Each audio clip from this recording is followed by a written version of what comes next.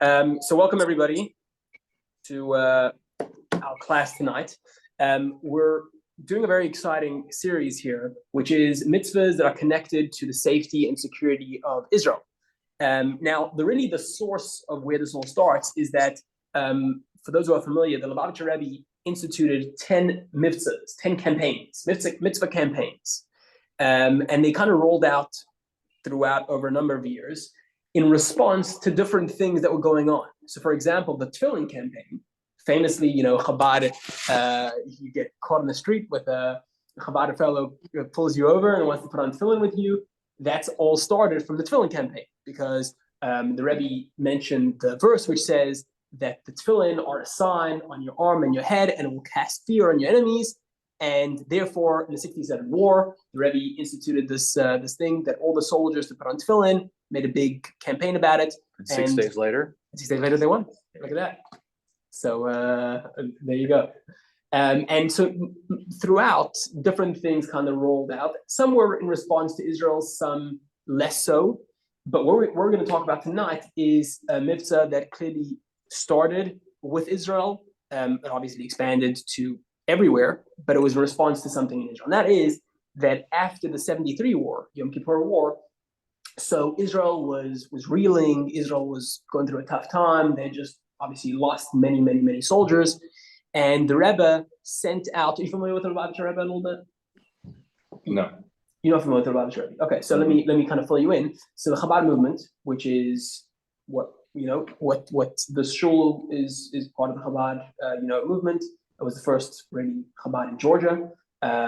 We have a Chabad in Dunwoody, so there's lots of Chabads all over the world, I'm sure you've heard of. Mm-hmm. The Chabad movement was led by the Lubavitcher Rebbe. The head. Exactly. Yes. The Rebbe, yes, I'm familiar. Okay, good. So Rabbi Schneers. Yes. Yeah, okay. So he obviously an amazing leader, and so he really impacted the Jewish world in such a major way. And this was one of the things that he did, the 10 campaigns. So what we're going to be talking about tonight is the campaign of Tzedakah, what we call Mitzvah Tzedakah. Tzedakah, of course, is charity. And the idea of the Mitzvah was to encourage the giving of charity. How did it start? So after the Yom Kippur War, kind of the Rebbe wanted to show solidarity with Israel and give them strength and give them hope. So the Rebbe sent some young men from America to go and spend time in Israel, visiting soldiers, visiting different. Welcome.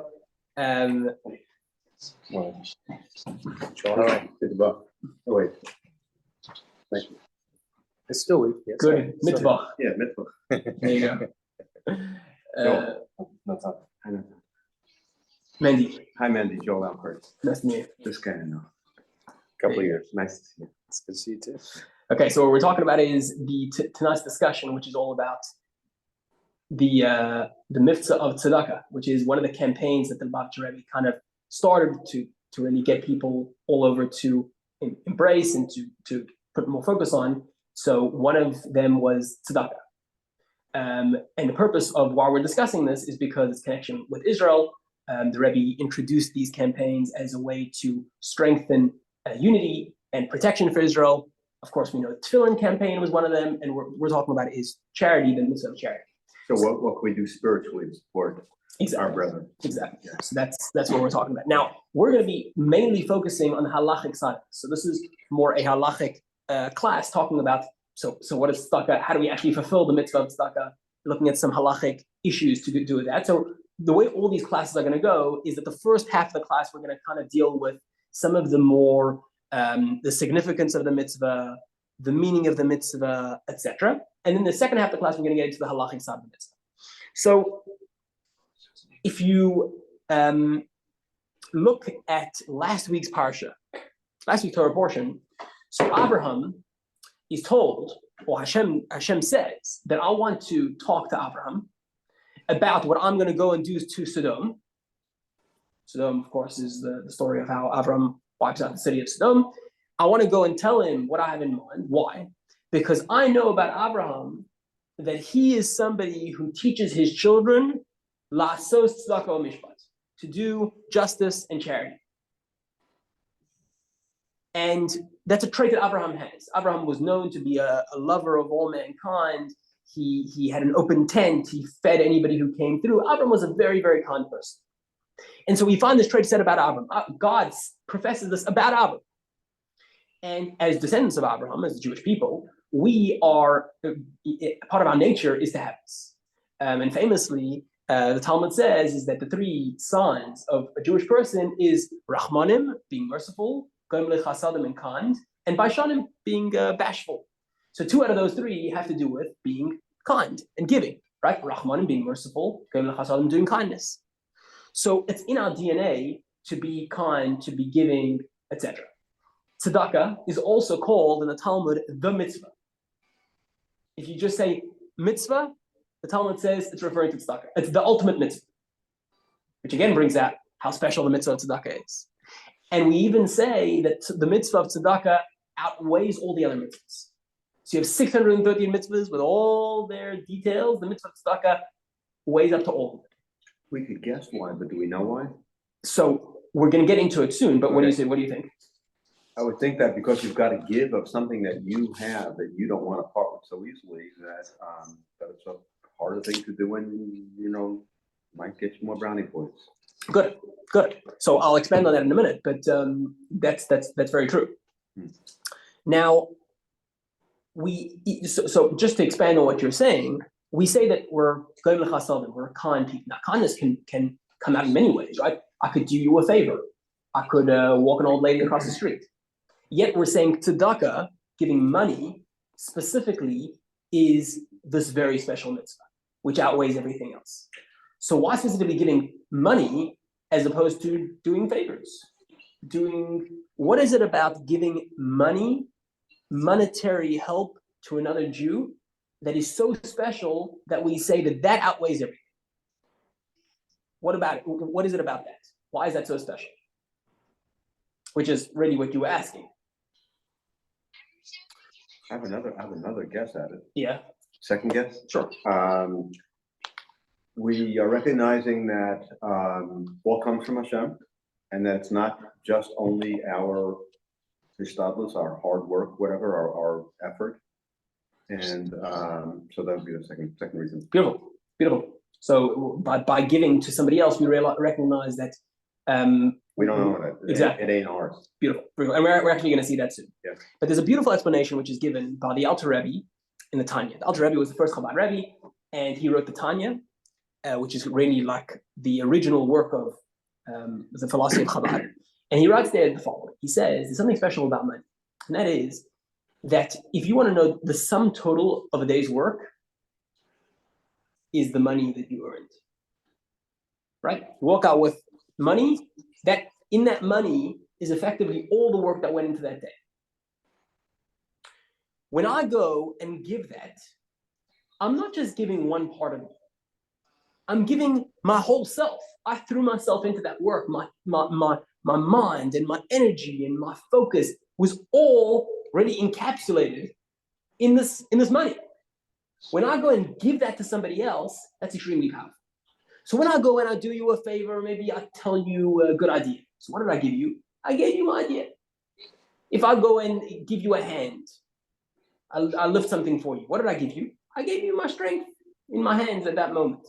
But when I go and give you money, that money includes in it all of me. All of the effort and all the toil that went into making it is being given to you. And so there's really nothing more powerful than giving actual money that I worked hard for.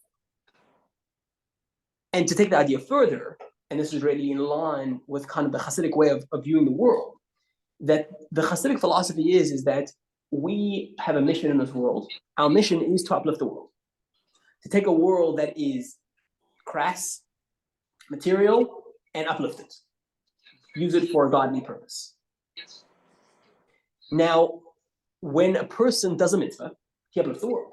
You take a piece of hide, cow hide, and you go use it for tefillin, you just uplifted that from just being a regular piece of hide to being something godly. And it's true with everything we do. The papers we have, everything that we do, when we use it for a godly purpose, we uplift it. Tzedakah is incredible. Because what does tzedakah do? It takes the money, and again, the money is the encapsulation of all of the effort that I did. So there's so much going into this money. All of this physical toil and whatever is being encapsulated in this money. When I go and use that for a godly purpose, I'm uplifting all of that for God. And that's incredible, because the amount of potential that's in there is more than any other mitzvah. Any other mitzvah, you have just what you see. The tefillin from a cow hide, that's what you have. You have food that you eat on Shabbos, you have just the food. But money encapsulates all of the energy and all of the toil of the physical world that went into earning that money. By using that and giving it to tzedakah, you're basically saying all of that was for a higher purpose. And you uplift the world through that. So it would seem that it wouldn't matter how much the money actually was. It would be more important to be about how much toil went into it? Well, sort of like kind of sliding scale in a sense, because like let's say you're a bagger at Kroger and you earn $10 an hour, or I don't know what they earn. Yeah. And you're a CEO and you earn $600 an hour. So everybody's working hard for the money. You know, everybody. So it's like if a guy who works at Kroger doesn't earn a big money, gives a bigger same percentage or whatever, then it's I would assume that it's not about the actual money, but it's relationship to how much money you have and the value. So I mean that's true, but on the other hand, let's go back to what does tzedakah actually do? Tzedakah helps another person. Right. Charity helps people. So the person who is giving more ultimately is achieving more through his tzedakah. So on the person's part, by him giving the tzedakah, he's doing an amazing thing. He's uplifting the world and all that toil that went into it. So you're right, the CEO in the bag and the guy in Kroger is the same. But in terms of the effect, of course, the more you give, the greater the effect you're going to have on another person's life. So it's true, but on only like a certain part of it. Okay, and that also explains another statement that we say about tzedakah. We say about tzedakah, gedolah tzedakah shemekareves zagul. That tzedakah is great. Why is tzedakah great? Because it hastens the redemption. Why does tzedakah hasten the redemption? Why does tefillin not hasten the redemption? Why does keeping Shabbos not hasten? Why tzedakah? The answer is because what is Mashiach? What is the time of Mashiach? What is the ultimate redemption going to look like? It's going to look like a world which is uplifted. Instead of being a world which is just the way it looks right now, the whole world will be a more refined place. Tzedakah is the best tool to refine the world, as we just said, because tzedakah has the strongest capacity to uplift the world. Therefore, tzedakah is mekareves zagula, it hastens the redemption because it has the most capacity to do that. Okay, let's take a look at the words of the Rambam and the Torah. So the Rambam is Rabbi Moshe ben Maimonides, and he wrote a book, obviously, on all the mitzvahs of the Torah. Let's take a look at what he says about the mitzvah of tzedakah. Take a look at the first source on your sheet. Nathan, can I ask you to read? Yep. We are obligated to be careful with regard to the mitzvah of charity to a greater extent than all other positive commandments, because charity is an identifying mark for a righteous person, a descendant of Abraham, our patriarch. As Genesis 18:19 states, I have known him because he commands his children to perform charity. A person will never become impoverished from giving charity. No harm nor damage will ever be caused because of charity. Okay, these are very strong statements. No harm will come from charity. You have to regard the mitzvah of charity in a greater extent than all the other mitzvahs. Big stuff that we're saying about charity. Now let's take this even further into the Torah. The Torah, for those who are not familiar, the Torah was the first person to codify Jewish law the way it is today. So you may have heard of the Shulchan Aruch. Shulchan Aruch is the code of Jewish law. The first person to kind of put the laws of the way Jewish life should be lived into sections and whatever was the Torah. So let's see how he describes this. Joel, go for it. A person should not think, how can I give away my money to poor people, how can I give away my money to It's supposed to say poor people, I guess. people Yeah. and cause a loss and not cause a loss for myself, shouldn't it be? The person shouldn't think, what do you mean? How can I give money to Give poor away people money. and cause a loss to myself? I don't want to.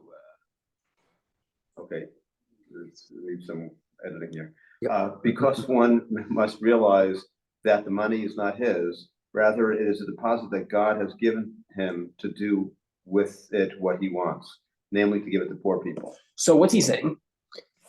We're conduits. Oh, exactly. That the Jewish view on tzedakah is not that this is my money, and when I'm feeling charitable, I give it to a poor person. But rather, tzedakah is meant to be viewed as I have been given something by Hashem, by God, and my duty is to share it with the next person. So a person's going to feel, how can I go and give something? This is mine. It hurts me to give away something that belongs to me. But if you don't view it as mine, but rather God gave me a gift, I get to keep some of it and pass on some to others. It doesn't really hurt to give it away because it wasn't yours in the first place. A great story to illustrate this point is Mr. Moses Montefiore. You may have heard of him. He was a advisor or whatever to the Queen of England. This goes back how many years? A couple hundred years, probably. 1800s, 1700s. Something like that. So anyway, he was an advisor to the Queen, and he had enemies in the Queen's court who didn't like the fact that he was so prominent in the Queen's court. So they basically ratted him out to the Queen and said, this Moses Montefiore does not pay his dues, his taxes properly. He's lying on his taxes.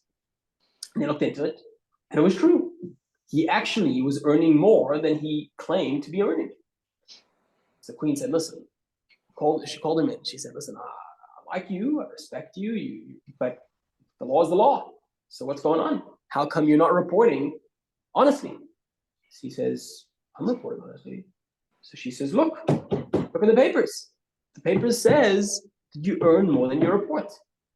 So he said, take a look. You'll notice the amount that I report is 10% less than what you guys claim I earn.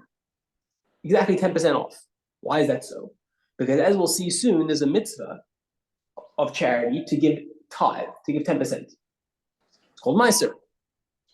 So for me, I don't look at it as, okay, I earn this much and I decide to give away some because I want to be charitable. I don't even look at that as my earnings. That 10% was never mine. It was just deposited with me to pass on to the next person. And therefore, when I claim how much I earn, that 10% is not even part of the equation because I don't even consider that mine. That goes immediately to charity. And really, that's what the Torah is telling us here, that the correct perspective on money and charity in Judaism is one which says charity is a duty of every single person. We get gifts. God blesses us with good things. Our duty is to pass it on to somebody who's less fortunate than us. Now, this is actually brought out in a beautiful way in the very word tzedakah. So in English, we call charity charity. If I had to define charity, what's the definition of charity? Giving money to people who need it. Okay, so or put it this way. Charity is connected to the word charitable. So if I had to ask you, define a charitable person. What's a charitable person? Person who supports organizations to help others. Right. And if I had to ask you, what type of person is he? Probably a generous person, right? Somebody who's charitable. If I had to say, I see where you're going with this. right. So it's not about the characteristics and the choices that the person is making, the goodness of the person. It's more like the tzedakah idea of tzedakah. Correct. Tzedakah is the root of tzedakah, yeah? Correct. Yeah. Exactly. Right. So it's the right thing to do. You got to do it. Exactly. So that's the idea. So in English, we call tzedakah charity, which makes it sound like I'm doing a charitable act. A voluntary Exactly. thing out of the goodness of your heart. Exactly. Yeah. Exactly. And really, this is the beauty of the Hebrew language, that the word that we use to describe things don't just use random words, but actually they tell us about the meaning of what this is. So if we're calling charity tzedakah, and the root word of tzedakah is tzedek, which means justice, what we're saying is the just thing to do is to give charity. It's not the nice thing to do, it's the just thing to do. Required. Yeah, this is what it takes to be a Jew. It means to share and give that which we have. And it's a very really a call to action. It's a call to action that a person is enjoined to give tzedakah. Is your duty as a Jew, not to be to yourself, everything's mine, and I'll decide when I want to come out of my cocoon, but rather as Jews we're meant to live as a community, giving, sharing. This is all part of the beauty of a Jewish community.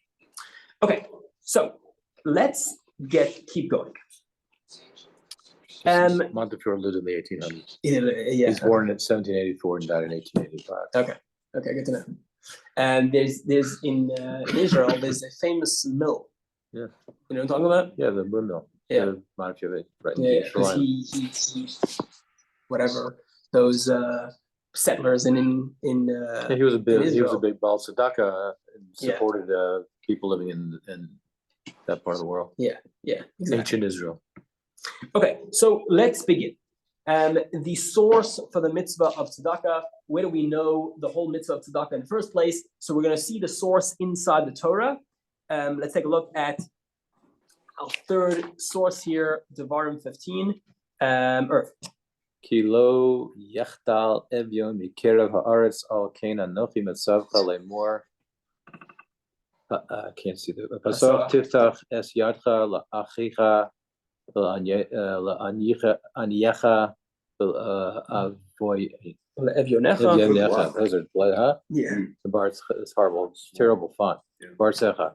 For there will never cease to be needy ones in your land, which is why I command you, open your hand to the poor and needy kin in your land. Okay, so the Torah basically says, open your hand, give tzedakah. This is a mitzvah that you need to be doing. Okay, and there's other sources in the Torah as well which talk about tzedakah. So tzedakah is clearly mentioned in the Torah multiple times as a mitzvah to give tzedakah. Now, one of the questions that's asked is, well, if there's a mitzvah to give tzedakah, why is there no blessing on the mitzvah of tzedakah? Before every mitzvah that we do, we say a bracha. We put on Tefillin in the morning. We say a bracha. We eat. We say a bracha. Why is there no bracha before doing this mitzvah of tzedakah? So let's think of other mitzvahs that we don't make blessings on. Positive mitzvahs we don't make blessings on.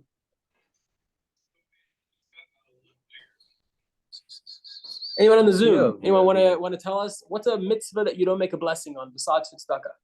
Honoring your parents. Oh, very good. Honoring your parents. You don't make a bracha on that. Why not? So the answer, there's a couple answers, but we'll give two.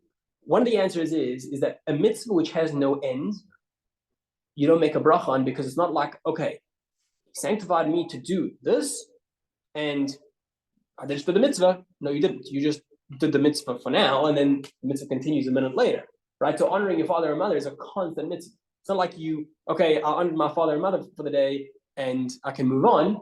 It's a constant mitzvah. Giving charity is a constant mitzvah. So long as you have the ability to give charity, every poor person that comes your way, you are obligated to give them. Now, obviously, there's details in that, but the idea basically is it doesn't end. Is everybody obligated? Like a poor person who can't afford it really easily, or how does that go? Yeah, so a poor person is obligated in tzedakah, but the amounts that he's expected to give are obviously according to what he can afford.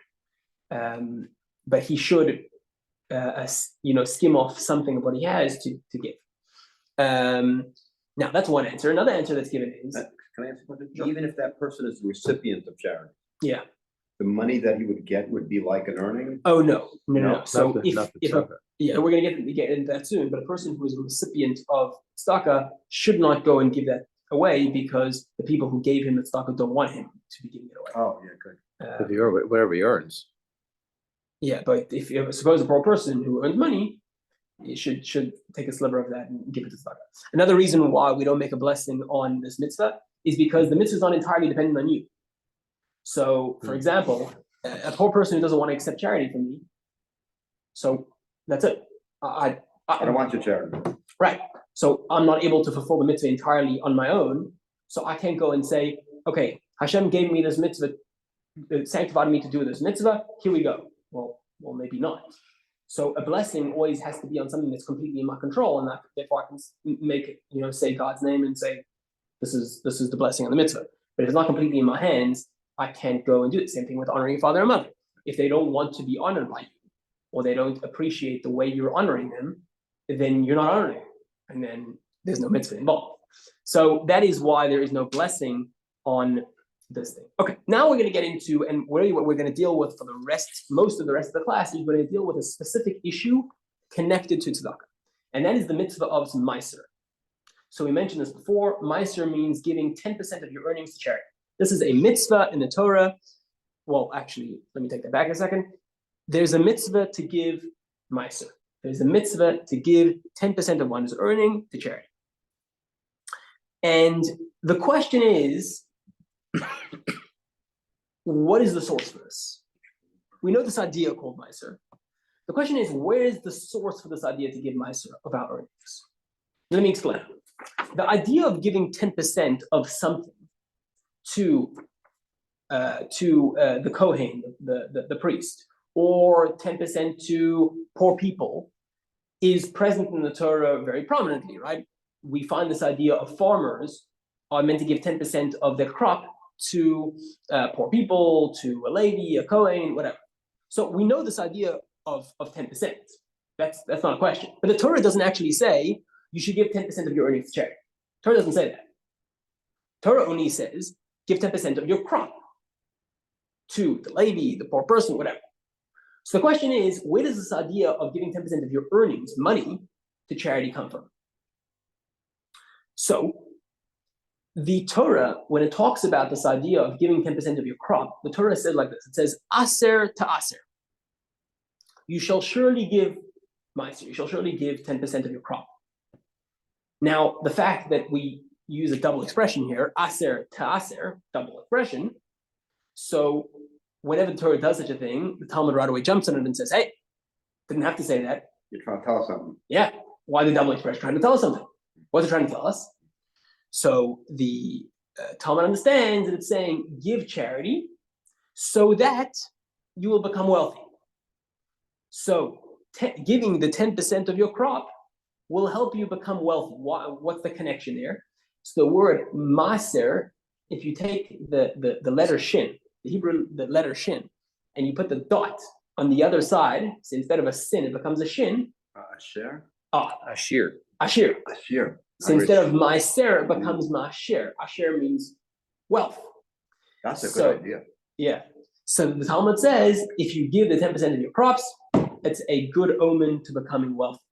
Now, on that piece of the Gemara, Tosfos, who is one of the prominent commentators in the Talmud, says the following. Take a look. This is the fourth thing, and I will read it because it's in Hebrew and there's no English. So, yeah. So here's what it says. Follow with me as best as you can. He says like this. Hachi Isa B'Sifri. This is what is written in the halachic collection of teachings called the Sifri. Aser to aser is called to asarecha. The verse says one should take 10% of all your crop, which comes from the field each year. So now the comment on that is, from reading that verse, all I know is you have to give 10% of your crop. Shechayev meiser, that you have to give meiser 10%.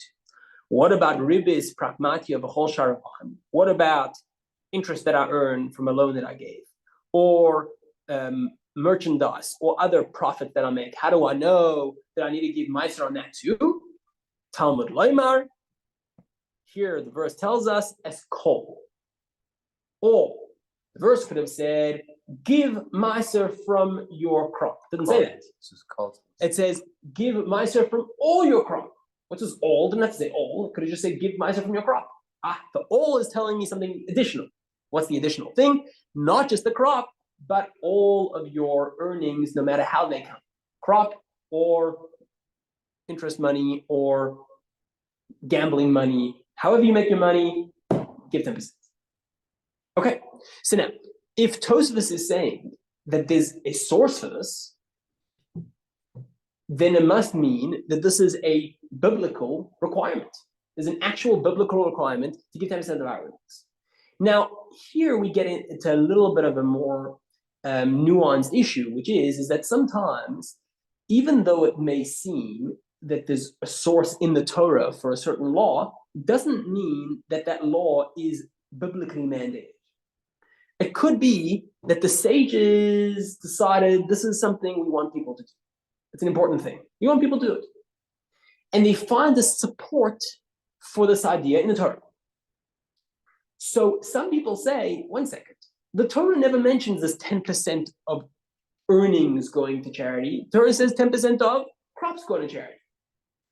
So the fact that you're bringing me this thing, Tosfos brings this idea of giving 10% of earnings to charity from this additional word, kol zarecha, all your, right, that additional word, all,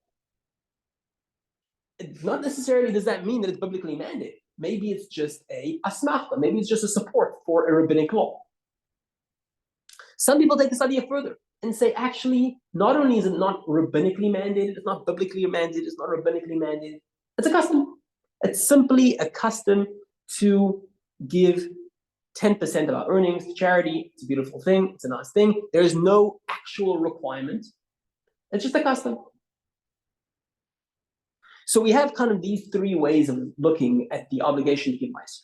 Is it a biblical obligation? Is it a rabbinic obligation? Or is it just a custom? Something that the Jewish community kind of got accustomed to doing. It's a beautiful thing, and there's no actual obligation to it.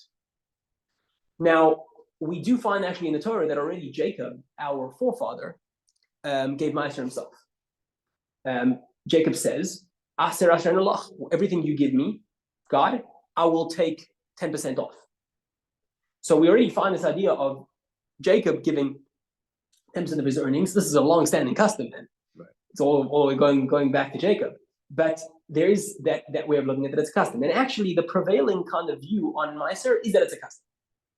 So even though it's so, you speak to a lot of people, Meiser is just, everybody knows about Meiser, many people keep it. But in actual fact, the prevailing view in Jewish law is that Meiser is only a custom. Now, why does it matter if it's a custom or not a custom? So, meaning, what does it matter if it's biblically mandated, if it's a custom? Who cares? If it's something we do it. Why does it matter too much? So you might say, well, if it's biblically mandated, I'll treat it a little more seriously than if it's just a custom. Okay, fair enough. But it also makes a difference other way, in a halachic way. And that is that if we're going to say that it's just a custom, then what does it mean it's just a custom? It means that the Jewish community accepted on themselves to give charity through giving 10%. In other words, there's an obligation to give charity. How do you give charity? So the custom has become to give 10% of our earnings. So not like there's two distinct things. There's charity, and then there's giving 10% of your earnings. The custom is to do charity by giving 10%. That makes sense? But if I say it's not a custom, this is a biblically mandated mitzvah to give 10% of your earnings, turns out there's two different things. One thing is give 10% of your earnings to charity. Two, separate mitzvah is to give charity. How much? Depends on the per person. Maybe he'll need a few dollars. Maybe he'll need you to write him a big check. We don't know. But if I say that the obligation to give Meiser is a mitzvah, then there's two distinct things. The mitzvah to give charity, and the mitzvah to give Meiser. But if I look at it as just a custom, well then it's not two different things, it's the same thing. It's just, how do I give charity? Through giving Meiser, through giving 10%. Does that make sense? So that's going to play a little bit of a role here. And I think generally speaking, the way that is accepted is that Meiser is considered an extension of Tzedakah, and you fulfill your obligation of giving charity by giving the 10% to charity. Okay. Now, what do you have to give Meiser on? what do you have to give 10% of your earnings on? So the answer is money. Money that I earn, I have to give 10% on. That includes lots of different things. So let's say, for example, a person's parents, God forbid, pass away, leave them a big inheritance. That is money that you didn't own before. 10% of that should be given to charity. So Meiser is given from inheritance. And what about if it's not cash, but it's so that is land or Car. Car or everything. stocks, investments, whatever. So investments are a little bit different because investments are potential money, and when you sell that investment, Then you're meant to. Right. But a car, a house, stuff like that, there's no obligation to give 10%. Some people have a different view, but the prevailing custom is not to give 10% on things which don't have which are not money. A house is inherited by the children, and they sell that house. So then there might be an obligation. I would think so. Yeah. If they go and sell the house, yeah. But But as long as they own the house, until it's converted into cash. exactly. It's Exactly. And the reason why complicate that. what? Whatever the value is at the time of death. That's 10% of that. Right. So if you hold something for 20 years and it's appreciated in value, you got we're going through that. So we've looked into it. Early. And that's the rabbi said that it goes based on. But yeah, it's the increase. I think it's just the amount, just the increase, I think, is subject to Meiser. Only the increase. Right. I don't need to double check again. Because I wouldn't see why you wouldn't give Meiser on the whole thing when you sell it. Meaning, imagine an investment. No. Oh, I know what you're saying, and I'll double check. Okay. My wife she's the maven on this stuff. Okay. So that includes inheritance, gifts. So one very common thing which was spoken about was these checks that the government wrote out during COVID. What were they called again? There's a couple of different ones. No, the $300, $600. Subsidies. Not subsidies. They were called something else. Schmubsidies. I was working the whole time.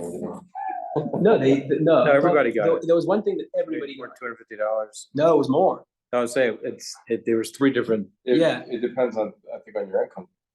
Yeah, there was. I didn't get a You're right. It was income related. income based. Right. So It's good for you. exactly. I'm always happy when I don't qualify for government money. Yeah. So, All the taxes that we put on. Yeah, exactly. It was called. I'm forgetting. Anyway, the point is that there was a big discussion then because all these guys in yeshiva. COVID relief. Yeah, COVID relief. this is before Something. COVID. It was for COVID. Anyway, so all these yeshiva guys who never earn money, all of a sudden get $1,000 land in their bank account. It was like free money. So did you have to give Meiser? And then I think that the answer was yes, because this is something that just landed in your bank account. It's a gift, which the government gave you, and so therefore Meiser is given from that. And so to any monetary gift that a person gets, you would be giving 10% off of that to charity. Now, there is a discussion, and we mentioned this before, and this case was brought to Rabbi Moshe Feinstein. If you're not familiar with Rabbi Moshe Feinstein, Rabbi Moshe Feinstein was one of the greatest rabbis. Stimulus checks. So he was one of the greatest rabbis of the last 100 years. He lived in America, and he fielded questions from all over the world. And so he was asked a question, and it's right here in this book. And the person asked the following question. A father-in-law was supporting his son to study after he got married. So there's this concept, people get married, and they continue studying Torah for a couple of years to really, have some more time to study before they go on to the workplace. So this father-in-law was supporting his son, and the son-in-law wanted to give Meiser from money that's landing in his bank account from his father-in-law. And the father-in-law says, one second, the more money, I'm supporting you. I don't want that to go to somewhere else. This is my tzedakah to you to support you. And they had this disagreement. Should I give Meiser or not? And they asked Rav Moshe Feinstein. And Rav Moshe Feinstein said, absolutely. You do not give Meiser on this because the giver doesn't want you to give Meiser on it. In other words, a person... Giver's intention is to learn Torah. Exactly. Not just kid learn Torah. Exactly. So it's almost like, imagine a person gives a gift to a synagogue and says, I want this gift to be used to buy a Torah. And you now go and you decide, you know what, I actually want to buy sushi for the Kiddush with this money. You don't have a right to do that. The guy who gave the money said why he wants to give the money. And the same thing here, that a person who's supporting his son-in-law with this money, he does not have the right to go and pass that on to somewhere else. So that is an area where Meiser money would not be given. Even though it's a gift and it's a monetary gift, from the father-in-law, the son-in-law would not be giving Meiser on that money. Now, an interesting case was fielded to Rabbi Shlomo Zalman Auerbach, who lived in Israel, also a great rabbi. And this was a time after the Second World War when Germany was making payments of reparations to families for money they had lost. And the question was, do you give Meiser on that money? So let's explain the halacha considerations here. On the one hand, they're being paid back money that they originally had, right? So let's say they evaluated, we had a home, we had a business, we had this, we're worth $1 million. So Germany's paying back $1 million.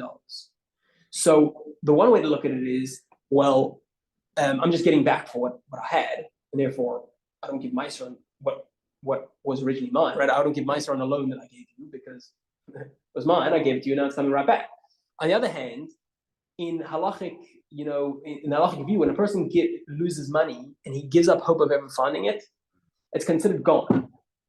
If it ever comes back, it's like a whole new thing started because he gave up hope of ever seeing it again. And therefore, these people who lost their homes, their businesses, whatever, in Germany, never expect to get any money back. And therefore, the money that they're being given back there's room to say that this is brand new money. And therefore, Meiser would apply.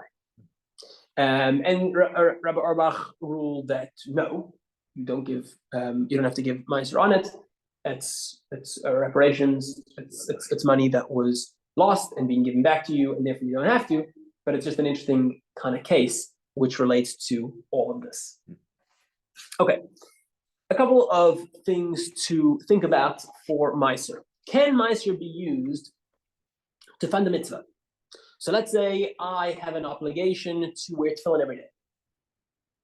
So can I use Meiser money to buy my tefillin? After all, it's being used for a mitzvah. Answer is no. Meiser money cannot be used to fund mitzvahs, meaning things that I am obligated in already. I can't go and use Meiser money, which itself is an obligation, to fund my other obligation. Meiser money is meant to go to something, a poor person, a need in the community, which is outside of my own obligations. So that's just one thing to keep in mind. Meiser money cannot fund mitzvahs that I'm already obligated. Okay. Like school tuition. Oh, one second. We're going to get into school tuition. Okay. That's its own discussion, but let's see. A business. How does a business work out how much Meiser to give? Let's say a business says, well, look, revenue is $2 million. Let's give $200,000 to Meiser. But the profits was only $50,000. So how does this work? Answer is business expenses are not considered as part of the, thing. You're not earning that. Exactly. Revenue doesn't mean anything. Yeah. It's profits. Yeah. So that also is going to apply to taxes. So any taxes that apply before the business actually earns profits are not going to be part of the Meiser consideration as well. And, it's all net. That works for people too? One second. Okay. So that's all business tax. Now, personal tax works differently because basically this is pretty much how it works. Once the money hits your bank account and it's profit, so you work a job, you earn a paycheck, that's your profit. But you still owe taxes on it. No, so after paying taxes on it. Okay. So now you're going to say property tax. So property tax is not the taxes on your money. Property tax is if you want to live in the city and you need to contribute towards the upkeep of the city, you have to give property tax. So it's the cost of living. In other words, this is not a tax which goes on your money before it hits your bank account. Right. You earn money. And the same way you have to pay for the bag of chips in the store, you also have to pay to have a home in this neighborhood. And therefore, taxes like property tax are not deductible on the Meiser kind of what we call a cheshbon, kind of, how do you say cheshbon? Calculation. Similarly, sales tax. If I go to the store and there's sales tax on a bag of chips, I don't say, well, the sales tax, I take that off. Right, because it doesn't go towards the purchase, it goes towards the government, so you should take it off. So the answer is no. I know. You don't, yeah, exactly. Right, yeah. You don't say that. That would be the argument, sorry. Yeah. Yeah.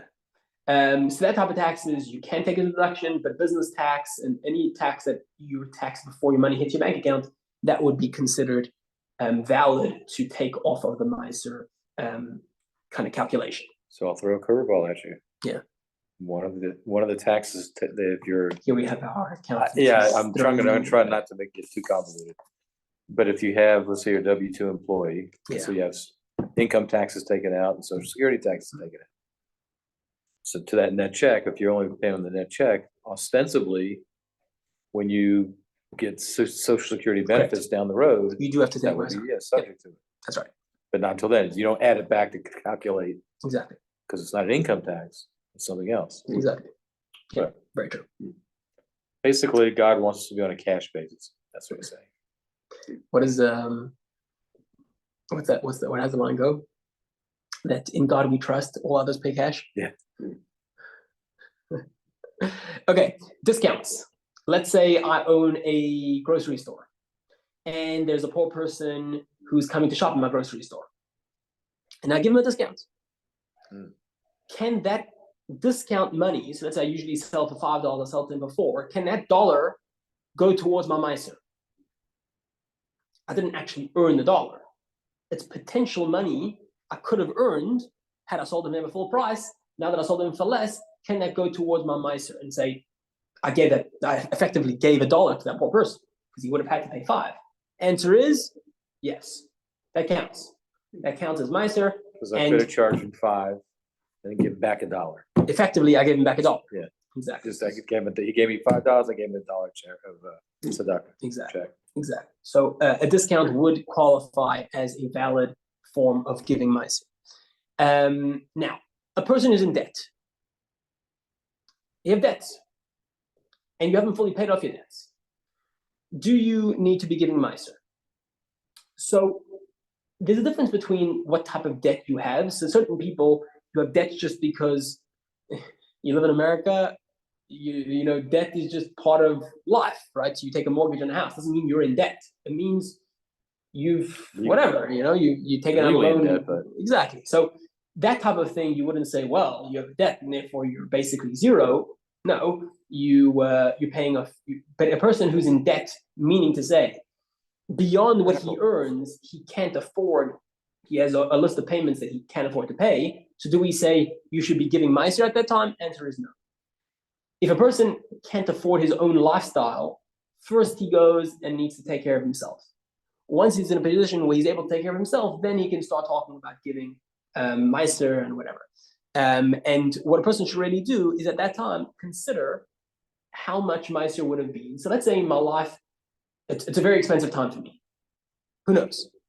Medical, unexpected. Yeah, unexpected, whatever. I have some bills to pay. I can't afford to give Meiser right now. But usually, I earn a $10,000 paycheck, and I would usually be giving $1,000 in charity. But I can't right now because I have these bills. So you should kind of calculate that and say, this is what I owe to Meiser. You don't have to give it right now. And you don't technically have to give it at all. But the proper thing to do is to write it down and say, listen, even though technically I wasn't obligated in it, but this is something I usually do. And when I'm in a better space, more solid financial state, I'm going to give this. That's what a person should do at that time. But definitely, Meiser and tzedakah and everything starts after a person is solid enough that he can take care of himself. Then you start heading into, taking care of others. Okay, stocks. So do you, you look at your portfolio and it's a great day, it's a good morning, and your stocks have jumped. So do you say, well, they jumped, who knows, 5%, therefore I have to give Meiser on that extra earning? Obviously, shaking said no. The IRS wants to do that. Even before it's realized gains? And they've been pushing. I think that was our conversation was last year? How does that make any sense? Sure it does. They need money to spend, and that's an easy way to get money. It's ridiculous. Unrealized gains, and then you take a bath the next year, the market goes upside down. It's too So bad. because you can still take a loss on that money. It looks nice Right. one day and it So you looks red. don't get a credit in a sense for if The market proposal, goes this is we're getting off the subject. Oh, and then they'll say, hey, Proposal- you the capped at proposal $4,000 is- loss. Only if you have increases, you pay tax. If you have I don't decreases, know about you don't get a credit. It's that. I'm not sure. Like, oh, look great, and then boom. boom. It really should be about when you sell it. Now I have Exactly. less It of is. an opportunity. It is. to- I'm just you know, saying. less- I'm saying. The good thing about government is they don't think that way. Right. They need money so they can spend it. So, whatever. Okay, So, sorry.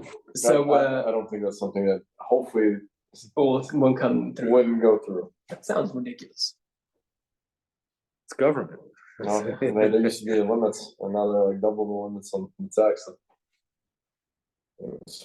All right, Double the stocks. Yeah, stocks. Yeah, so unrealized gains. So and unrealized losses. gains, you do not have to, but dividends, Yeah, even sure, if that's money. you schedule your portfolio, the dividends are automatically reinvested. Still. The fact is, you earn the money, it went right back in. Right. That money you would have to give Meiser on. Now, this is a very interesting. You're going to talk about complicating matters. Earn money. Yeah. That's right. No, but I'm saying, but you bought more stock with it, so now you have a higher cost to start from when you sell it. Why? Because there's Meiser on it.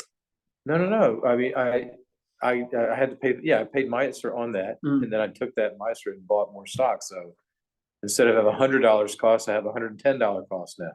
So somewhere down the road, when I sell that stock, Mm. and I have to pay tax on the difference Oh, got it. on the gain, right? That's mutual funds. That's the problem. Mutual funds. Not a problem because they keep up with it now. Right. Okay, Complicated so one. another very interesting thing, which is right here.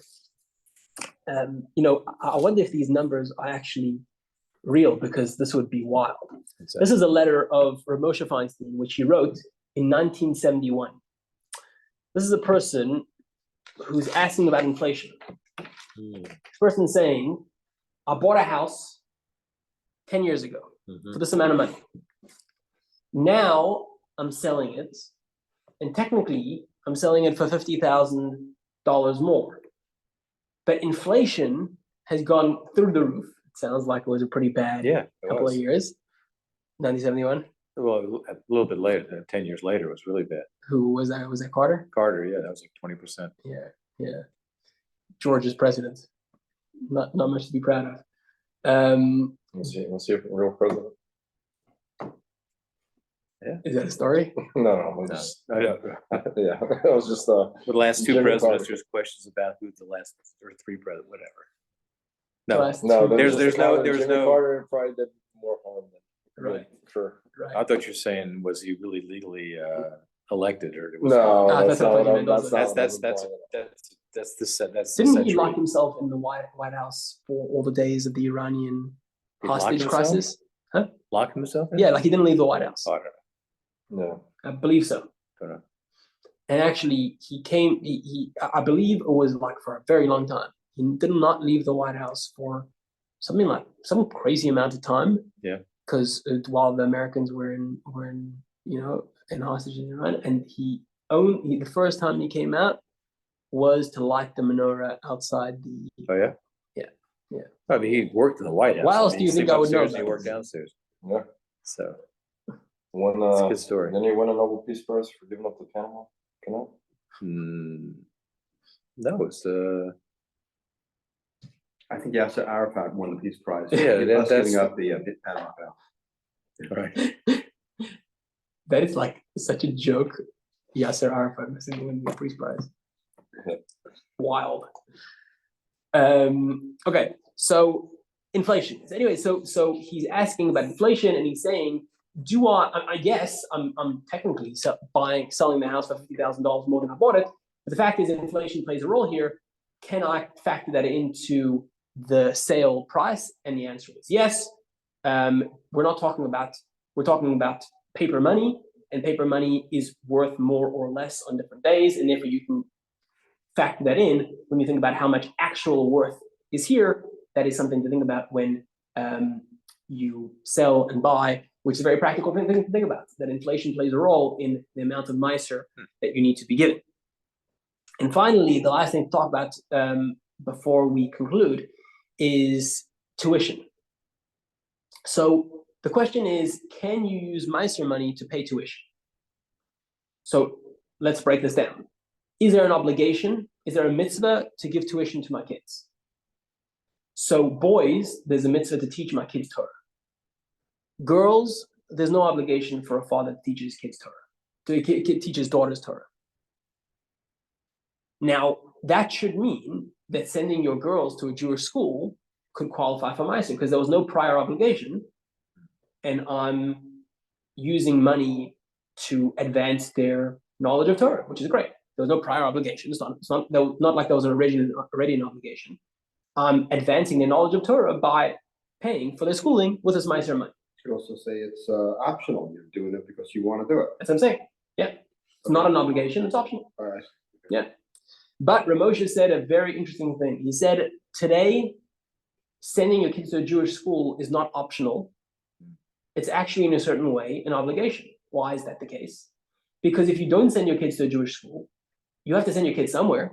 Right back in the day, the 6-year-old, you couldn't afford to send him to school. He was working in the blacksmith. Yeah. Today, kids are going to school. Either they're going to school in a public school, or they're going to school in a Jewish school. And sending your kids to a public school or not a Jewish school effectively means that you're putting them in a place where their Jewish life is going to be compromised, which we don't want that. So the alternative is to send to a Jewish school. So it turns out there is an obligation to send your daughters and all your kids to a Jewish school, because the alternative is letting them, be exposed to all the stuff in the non-Jewish schools. So there is an obligation to send your kids to a Jewish school. If there's an obligation to send your kids to a Jewish school, it doesn't qualify for meiser. So he basically threw a wrench into this whole thing. And so even within what he said, people pointed out there's certain fees and stuff that still would qualify. So for example, a registration fee. So they said a $250 registration fee. That's a fee that the school charges as part of the thing. That would be fine, because that's not going towards her education. That's going towards the school. Yeah, but it's required for the education. I mean, yeah, but it's not part of, this money is making her go here and not there in terms of learning. This is just it is. I mean, if the kid goes there, you got to pay it. Yeah, but I think I'm not seeing the distinction. I think But that money is a processing fee. Exactly. And As opposed to education. yeah, but you need to pay the processing fee to have the education. I'm not seeing the distinction. It doesn't. Okay, so I'll give up my fetching on this one. No, I hear No, what you're saying. it's all in regard to money is money. Yeah. And the money that he pays, the tuition you're paying is paying teachers and is paying all sorts of things. Yeah. But I think to give people a break, if you're breaking down, here's the $10,000 alibi, right? $10,000 a year, and here's how it's going to be used, so you can pick and choose. But and you can say, okay, the only part that's being used for the actual education is $4,000 of that $10,000. So is it all deductible or some of that? This is for meiser. This has nothing to do with taxes. This is just all meiser. Parking and registration. Parking counts as meiser. Right. So anyways, that's kind of the discussion when it comes to tuition. But there's a bit of debate within that. Can we say that part of it can go towards meiser because not all the money goes towards teachers? It's let's say some of it goes towards the upkeep of the school. Also general studies. And general studies. Yeah. So there's that side of it as well. Okay, I did not realize we are out of time already, 10 minutes over. But there was a great story that I wanted to share with you. So I will have to share with you next week, which means you guys have to come back next week. There you go. So see you next week. All right, Scott. Very good. Thank you. Thank you.